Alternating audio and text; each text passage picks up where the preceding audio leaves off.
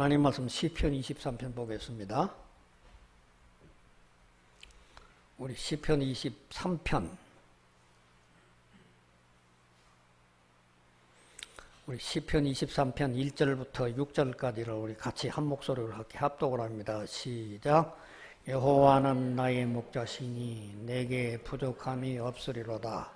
그가 나를 푸른 풀밭에 누이시며 쉴만한 물가로 인도하시는도다. 내 영혼을 소생시키시고 자기 이름을 위하여 의의 길로 인도하시는도다.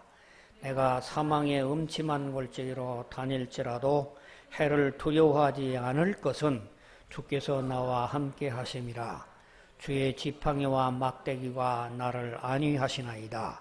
주께서 내 원수의 목전에서 내게 상을 차려주시고 기름을 내 머리 위에 부으셨으니 내 잔이 넘치나이다.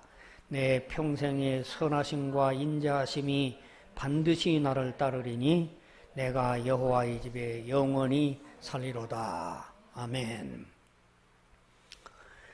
여러분이 시편 23편은 기독교 신자들만이 즐겨하는 시편이 아닙니다. 이 시편은 전 세계의 모든 문학가 또는 전 세계의 모든 사상가 또는 타 종교인들까지라도 시편 23편의 내용은 너무 익숙하게 잘 알려진 내용입니다. 이 시편 23편이 기독교인뿐만 아니라 타종교와 비종교인들까지 그렇게 많은 사람들에게 인기를 받는 이유가 뭐냐 이렇게 묻는다면 여러 가지로 대답을 합니다. 어떤 사람은 이런 얘기를 합니다. 그가 나를 푸른 풀밭에 누이시며 쉴만한 물가로 인도하시는도다. 이 구절을 보면 마치 전원생활 가운데 앞에는 강물이 흐르고 옆에는 잔디가 있고 뒤에는 잔디가 있는 이 전원생활에 한적한 모든 인간들이 꿈이 그리워져 있는 것이 이 시편 속에 담겨져 있기 까닭에 많은 사람들은 시편 23편을 좋아하는 게 아니겠느냐 그렇게 해석하는 사람도 있습니다. 또 어떤 사람은 내 영혼을 소생시키시고 자기 이름을 위하여 의의 길로 인도하시도다. 영적인 것을 각성시켜 주시는 그 진리가 이 속에 담겨져 있기 까닭에 이 시편을 즐겨하는 게 아니냐. 또 어떤 사람은 내가 사망의 음침한 골짜기를 다닐지라도 해를 두려워하지 않는다.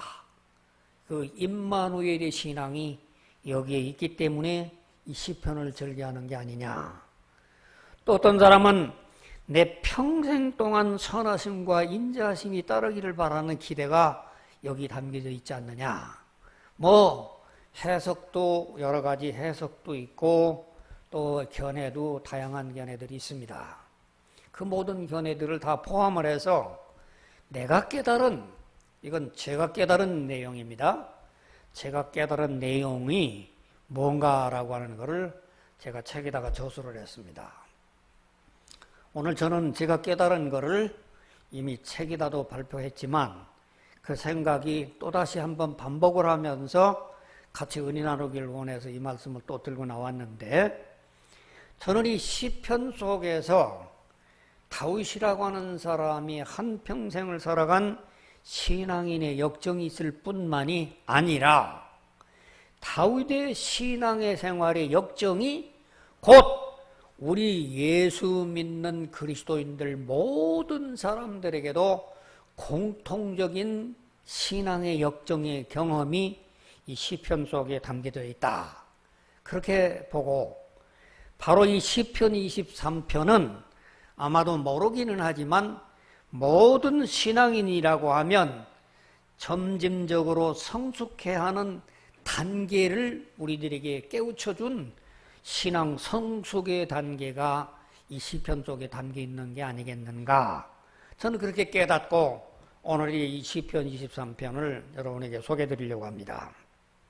첫째, 신앙인이라고 하는 것은 누구나 막론하고 첫 단계가 반드시 거쳐야 하는 첫 단계가 있는데 여호와를 나의 목자로 삼는 단계가 이게 신앙인의 첫 출발이고 시작이고 단계라는 얘기입니다.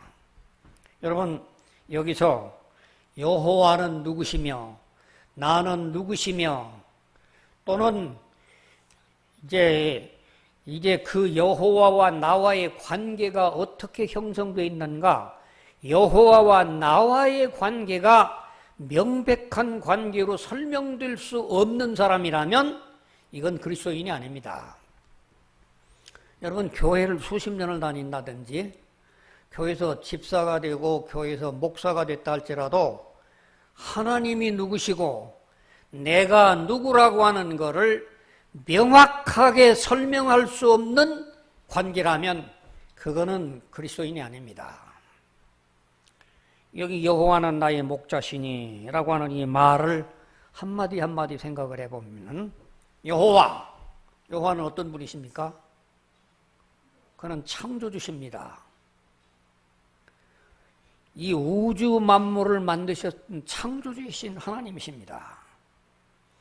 여러분 우리는 지금 이 살고 있는 우리 공간이라고 하는 것을 굉장히 중요하게 여기지만 오늘 우리가 이 지구의 시야를 넓게 보면 태양계라고 하는 것을 넓게 볼 수가 있는데 이 태양계는 8개, 9개 형성이 주기적으로 1년마다 돌아가는 게 있어요.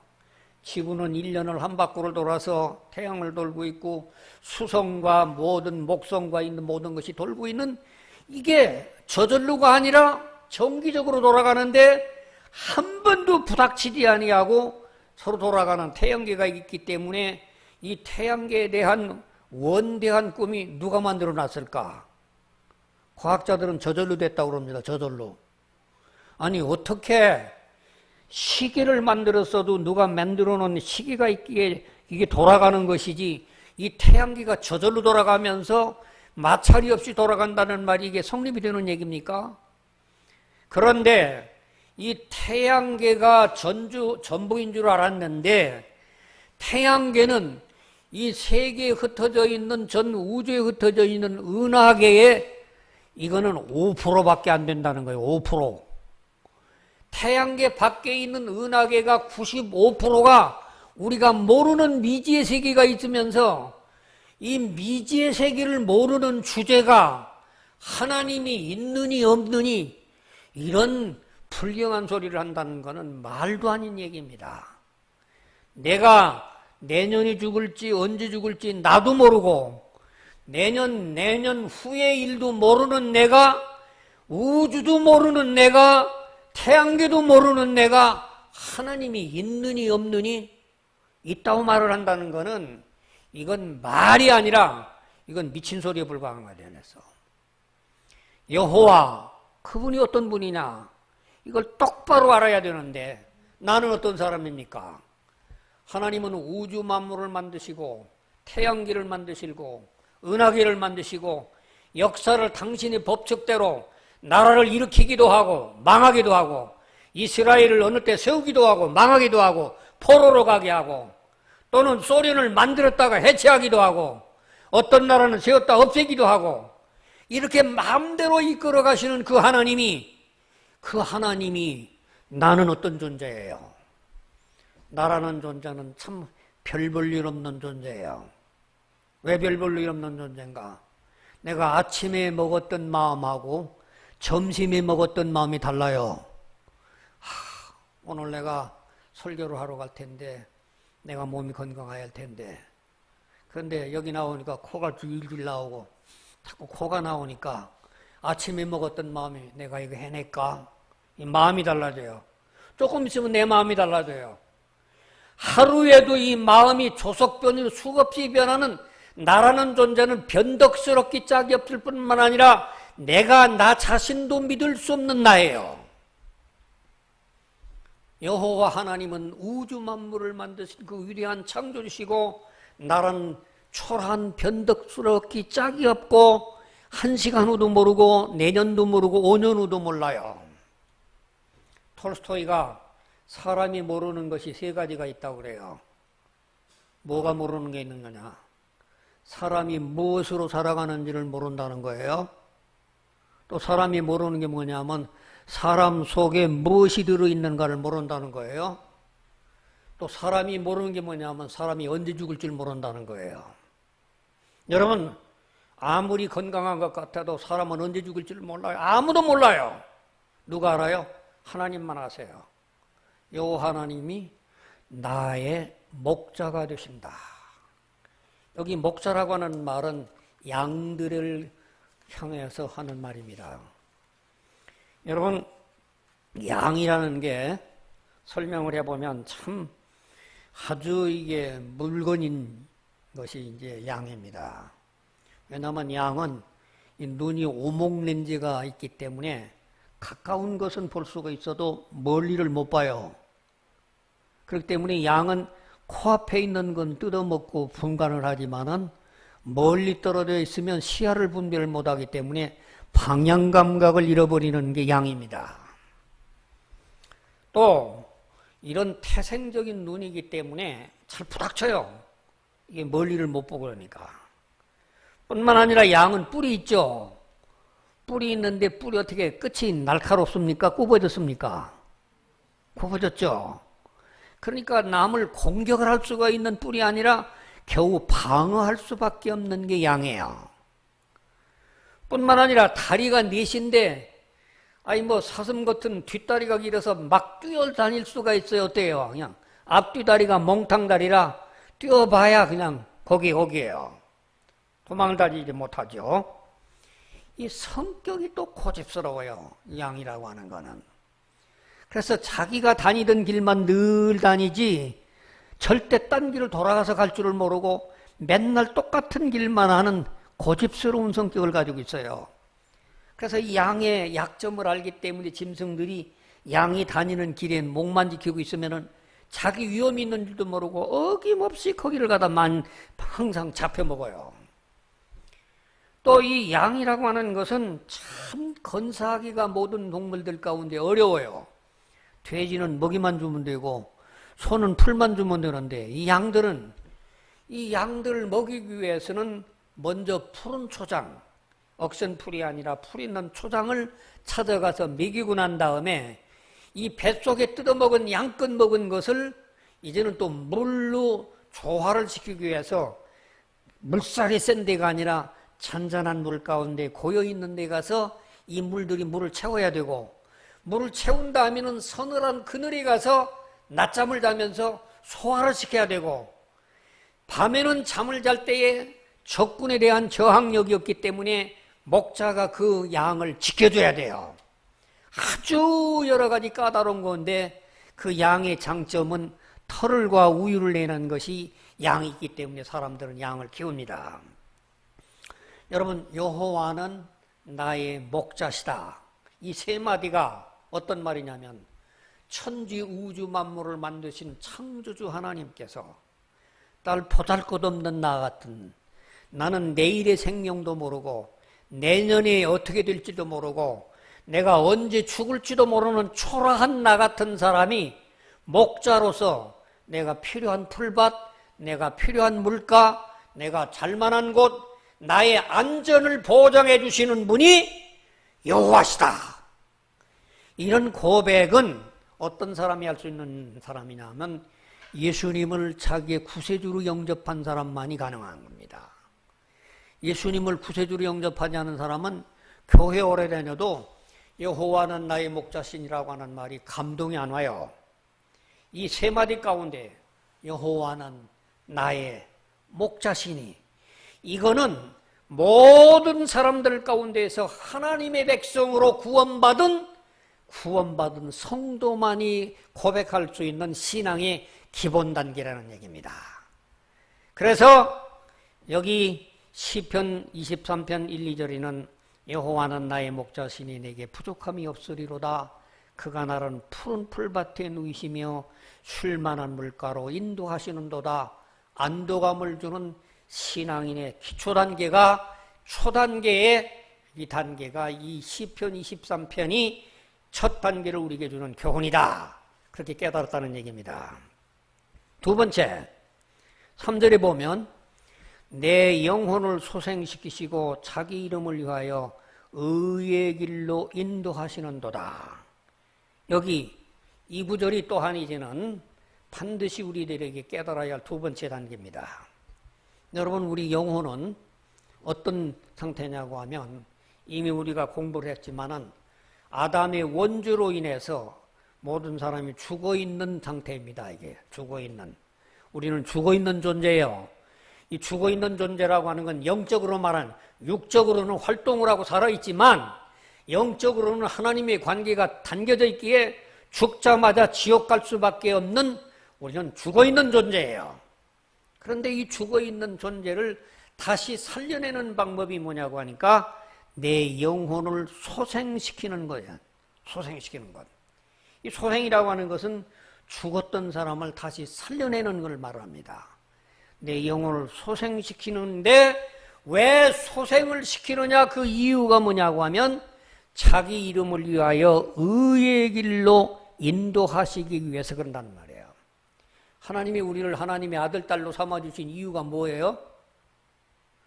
하나님께서는 우리 아들, 딸을 삼아가지고 가서 내가 아들을 낳았어요, 딸을 낳았어요. 이 아들, 딸 낳았으면 부모가 기대가 있지 않습니까? 내 아들이 훌륭해서 잘 자라서 하나님의 이름 빛내기를 바라고 내 딸이 훌륭해 잘 돼서 되기를 바라는 기대가 있는 것처럼 하나님이 이 75억의 많은 인구 가운데 왜 우리를 구원해 주시고 하나님의 자녀로 삼아 주셨냔 말이죠. 여기 보니까 내 영혼을 소생시키는 그 이유가 자기 이름을 위하여 의의 길로 인도하신다고 그랬어요.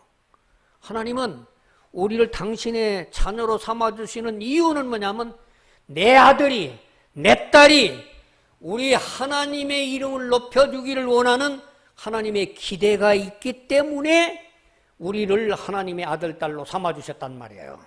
그러려면 어떻게 해야 되느냐? 그렇게 하려고 하면은 의의 길로 인도하시는 단계가 필요하다는 거예요. 아까 1절, 2절에는 우리가 교회를 나옴으로 말미암아 주님을 영접하는 초신자 단계가 있는데 여기 2절에는 뭐냐고 하면 그렇게 신자가 됐으면 반드시 하나님의 말씀으로 양육받는 훈련의 단계가 있어야 한다는 얘기입니다. 한국교회와 전 세계교회가 병폐가 뭐냐? 제가 수십 년 목회를 한 경험에 의한다고 하면 이 교회의 양육 프로그램이 현찮아요. 예배만 보고 그냥 흩어져 버리는데, 예배만 보고 흩어지는 게 아니라 예배 보고 난 다음에 반드시 주신 말씀을 가지고 훈련을 통해서, 양육을 통해서, 질문을 통해서, 의문을 통해서 자기 것으로 만드는 의의 길로 인도받는 단계가 없지 예배만 보고 설교만 듣고 돌아가기 때문에 똑같은 채바퀴를 뱅글뱅글 돌고 있는 게 전 세계 교회의 문제점입니다. 한국 교회뿐만 아니라 초대 예루살렘 교회는 어땠냐고 하면은 예배 드리는데 한 번만 주일날 예배 드리는 게 아니라 날마다 예배 드리고 예배 드릴 때마다 날마다 성경 공부를 하는데 이 교인이라는 사람들이 성경 공부하라고 하면 다 도망가요. 왜? 하나님의 말씀 공부해야 되는 것이 자기가 하나님의 사람이 되는 지름길인 걸 모르고 공부하는 거 따분하고 내가 목사가 되려고 하는 것도 아니고 내가 전도사도 되려는 것도 아닌데 훈련받는 걸 깊이를 하기 까닭에 그래서 10년, 20년, 30년 달아도 자라질 않습니다. 성장하지가 않아요.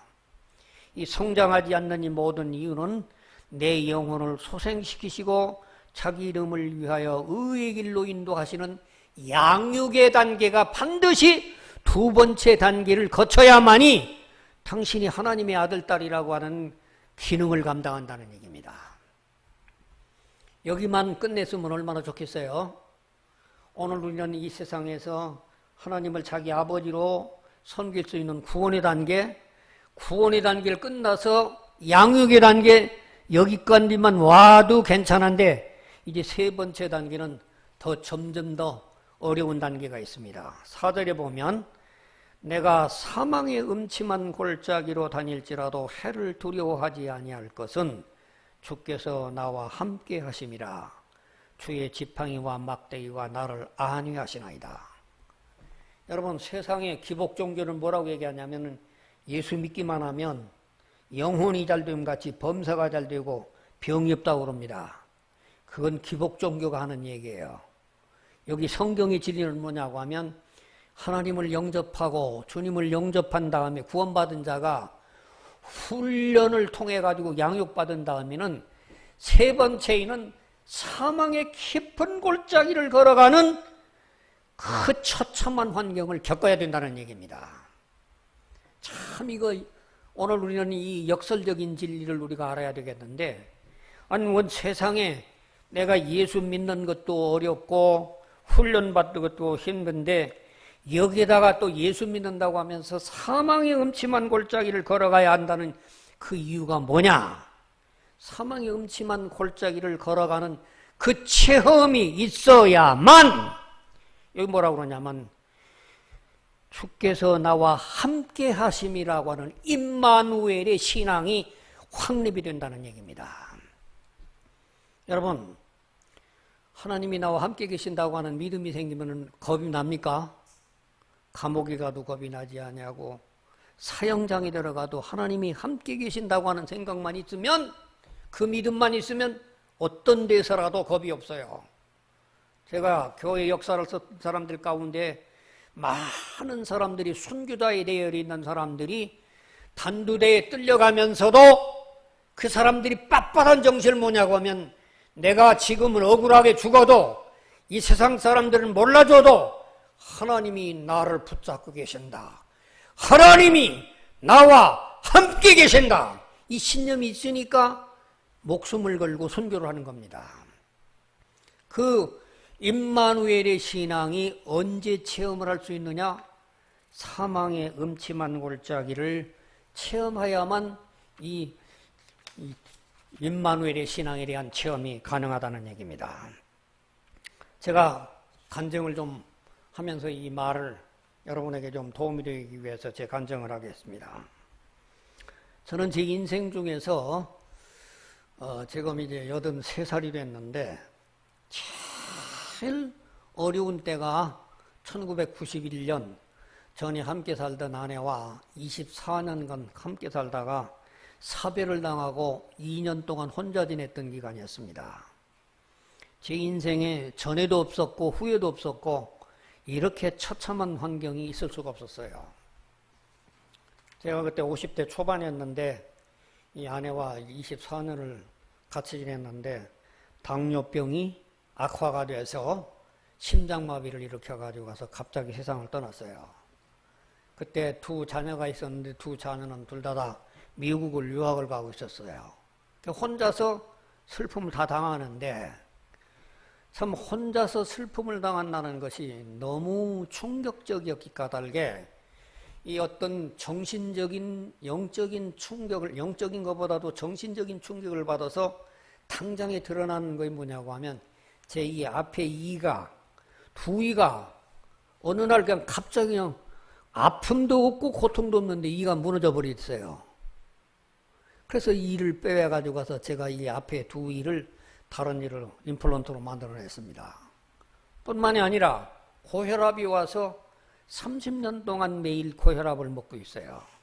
뭐 그런 것은 일시적인 현상이라 할지라도 그 당시 1년 동안 안에 두 자녀들은 미국에 가 있고 혼자서 주중에는 신학대학에 가서 강의를 하고 밤에 돌아오면 해보지도 않는 음식을 해 먹어야죠. 또 해보지도 않는 모든 거 하려고 하니까 얼마나 불편하고 얼마나 외롭고 밤에 잠이 오질 안 하고, 그러니까 내 신세 타령을 하면서 목사도 별별 일 없으니까 땅을 치고 울고 땅을 치면서 한탄을 하고 뭘 해도 해소가 안 돼요. 그런데 이렇게 세상 사람과 똑같이 한탄을 하고 눈물만 흘리고 근심만 하다가는 병이 점점 더 깊어가는데, 이 병이 깊어가는 병이 증상이 뭐냐면 밤에 잠이 안 오는 거예요. 밤에 잠이 안 와서 정신과 병원을, 한양대 정신과 병원을 가서 한 달간 치료를 받는데 여러 가지 정밀 검사를 받는데 마지막 하는 얘기가 뭐냐 하면 이유가 간단해요. 사람은 부부간에 같이 잘 때 낮에 서로 싸우고 다투고 지지고 볶고 해도 잘 때에 소면은 자지만은 영적으로 서로 교신을 하면서 왔다 갔다 여보 뭐하고 그러고 잔다는 거예요. 그런데 24년간 함께 살던 아내가 갑자기 죽고 난 다음에 나 혼자 여보 뭐 어땠어 어땠어? 내가 뭐를 시선을 보내는데 이게 답신이 안 오는 거예요. 이렇게 이런 기간을 한 반년을 지내니까 이 정신이 긴장이 돼가지고 가서 잠이 안 온다는 거예요. 그럼 어떻게 해야만 됩니까? 낮에 운동을 열심히 해서 피곤을 하든지 아니면은 치료를 받아야 한다고. 그래서 그때 가만히 생각하니까 내가 이거 잘못하다가는 아내 죽고 나도 뒤따라가 죽게 생길 정도로 점점 몸이 나빠져. 이게 그런 상황이 됐는데 그때 내가 영적으로 각성을 했습니다. 내가 이럴 때에 몸만 잡고 바라보는 게 아니라 하나님께서 이 슬픔을 주신 이유가 뭘까? 그래서 제가 10년 동안 신학대학들에 가가지고 와서 교회사를 가르쳤던 자료를 모집을 해가지고 새 교회사라고 하는 교회사 한 400페이지 정도 되는 것을 책을 저술을 했어요. 그래서 91년도에 1월 달에 세상을 떠났는데 6월 달에 그 책을 출판을 했어요. 그런데 6월 달에 출판한 이 책이 그때 초판에 2,000부씩을 찍었는데 나머지 6개월에 10,000부가 팔리는 거예요. 이 정수영이가 완전히 놀라버렸습니다. 내가 생전 동안 책 써본 경험도 없는데 난생 처음으로 썼던 책이 8년 만에 10,000부가 팔려나가요. 그래서 그때 마음을 다잡고 열심히 썼던 책이 한 해 동안 안에 책을 5권을 저술을 했어요. 그 후에 내가 가정을 재혼을 해가지고 안정돼가지고 최대로 노력을 해봐도 1년에 3권 이상 써본 경험이 없어요. 지금 한 50권 썼는 가운데에서 1년 동안 안에 책을 다 써본 그 해는 어느 때냐면 내 인생이 말로 다 할 수 없이 밑바닥으로 내려간 사망의 음침한 골짜기를 헤매면서 죽음의 공포를 느끼는 그 혼돈 속에 하나님을 붙잡고 임마누엘의 신앙을 붙잡을 때 하나님께서는 저를 붙잡아 주시고 책을 5권이나 만들게 하시더라고요. 여러분이 삶 속에서 사망의 음침한 골짜기를 체험하실 수 있기를 바랍니다. 왜? 그거는 결코 슬픈 비극만이 아니라 그 비극을 통하여 하나님이 나와 함께 계신다. 이게 막연한 관념이 아니라 실감할 수 있고 생동감 있게 체험할 수 있게 까닭에 이 말씀이 제 체험을 통해서 가장 역동적인 말씀이 사망의 음침한 골짜기를 다닐지라도 해를 두려워하지 않는 것은 여호와가 나를 붙잡고 계신다고 하는 이 믿음이 이 4절 속에 반영됐다는 얘기입니다. 그 다음에 5절에 보면 주께서 내 원수의 목전에서 내게 상을 차려주시고 기름을 내 머리 위에 부으셨으니 내 잔이 넘치나이다. 이 시편은 다윗의 시예요. 다윗이 언제 원수의 목전에서 상 차림을 받았는가? 그거는 성경에 보면 이제 사무엘하 10장에 본다고 하면 다윗이 그 본래 암몬이라고 하는 적들을 갖다가 쳐부셔가지고 가서 자기 예하 부대로 만듭니다. 이 암몬이라는 데가 어디냐면 현재 요르단의 수도가 암몬이에요. 그러니까 예루살렘에 살고 있었던 이 다윗이 요르단까지 가서 암몬족들을 자기 예속적으로 만들고 그 사람들에게 신민을 만들어가지고 그 사람들을 식민지 말았던 얘기가 바로 이제 사무엘하 10장에 나오는 얘기인데, 그런데 다윗이 나이가 늙어가지고 가서 아들 압살롬의 반역으로 인해가지고 궁궐에서 쫓겨서 도망을 갈 때에 어디를 도망가냐면은 과거에 자기가 정복했던 그 아람족들 암몬 마하나임까지 도망을 가요. 그런데 그때의 그 원수였던 사람이 바로 다윗 왕이라고 하는 사람이 전쟁에서는 적군을 이겼고 자기 군대를 이겼지만 자기 신분들에게 대접을 했던 그 사람을 선대를 하는 걸 바라보고 원수였던 다윗에게 큰 상을 차려주고 음식을 차려주고 필요를 채워주는 그런 내용이 성경에 기록이 되어 있습니다. 이게 성경적인 기록의 내용입니다.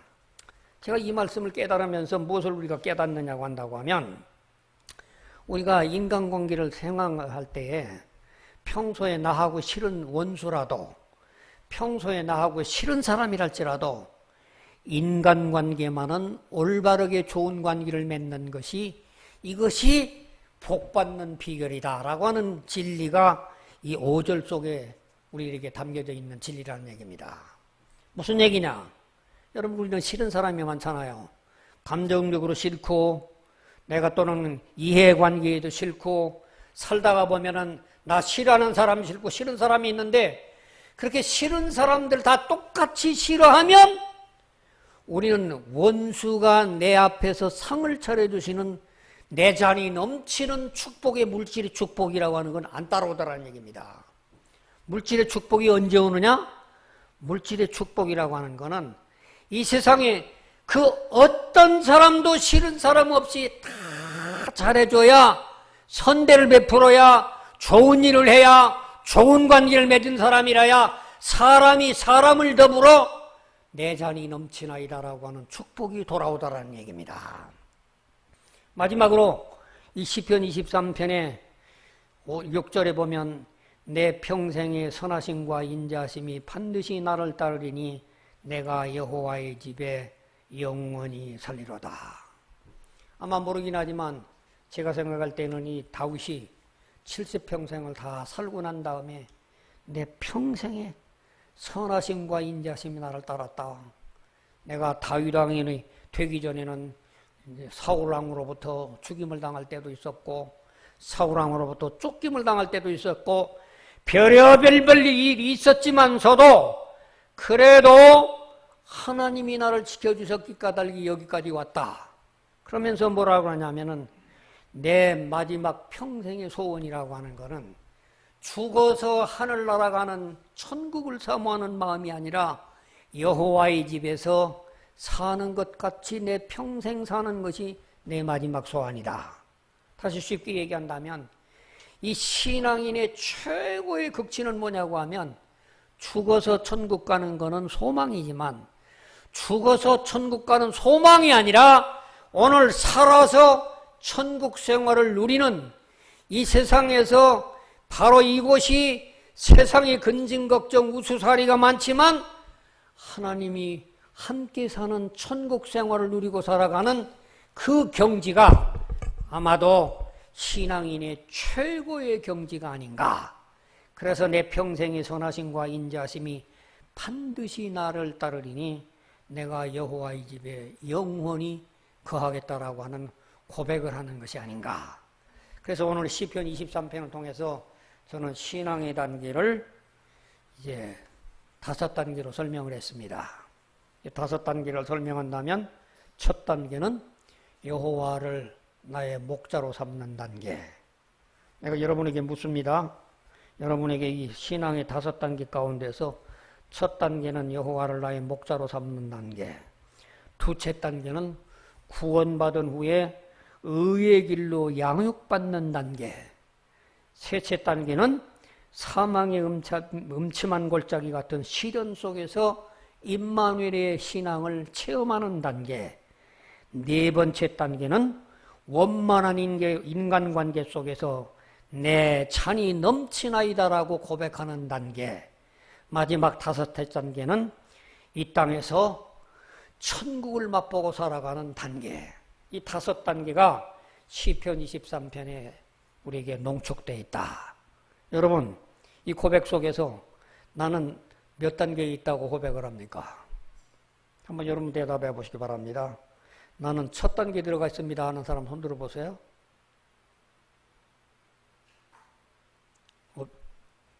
그러면 2단계. 나는 여호와를 구원받은 후에 의의 길로 양육받는 단계에 들어갔습니다 하는 분 손 들어보세요. 네. 한 분이라도 있어요. 또 셋째 단계, 내가 사망의 음침한 골짜기를 당하면서 임마누엘의 신앙을 맛보고 있습니다 하는 분이 어느 분이 있어요? 그러면은 내가 원만한 인간관계 속에서 내 잔이 넘치나이다 고백할 수 있는 단계가 있어요. 그러면 마지막으로 이 땅에서 천국을 맛보고 살아갑니다 하는 분 손이 있어요? 네, 한 분, 네, 두 분, 예, 감사합니다. 여러분, 이 손드는 게 부끄러운 게 아닙니다. 자기를 확인하고 점검하는 단계입니다. 남들 뭐 손드는 거 쑥스럽게 생각하는 게 아니라 좀 이런 때 정직하게 자기를 표시할 줄 아는 사람이 솔직한 사람이에요. 비겁하지 않은 사람이고. 그래서 이렇게 솔직하게 자기를 하나님 앞에 고백하고 자기를 드러내놓고 자기 부족을 발견하고 또 하나님 앞에 감사할 수 있는 사람이 되어야 성숙한 단계가 신앙에 발전된다. 그 한지를 깨닫고 오늘 이 시편 23편을 통해서 은혜 받는 여러분 되시기를 주님의 이름으로 축원합니다. 기도하겠습니다. 하나님의 은혜를 감사드립니다. 오늘도 우리들에게 귀한 시간 주셔서 이렇게 성도님들 불러 모아주시고 말씀을 통하여 우리들에게 깨달음을 주셔서 감사합니다. 이 말씀 들은 말씀들이 귀로만 듣는 게 아니라 영적으로도 들어져서 우리 삶의 변화를 일으킬 수 있는 귀한 생명의 말씀으로 축복으로 와닿게 축복하여 주시옵소서. 예수님의 이름으로 기도하옵나이다. 아멘.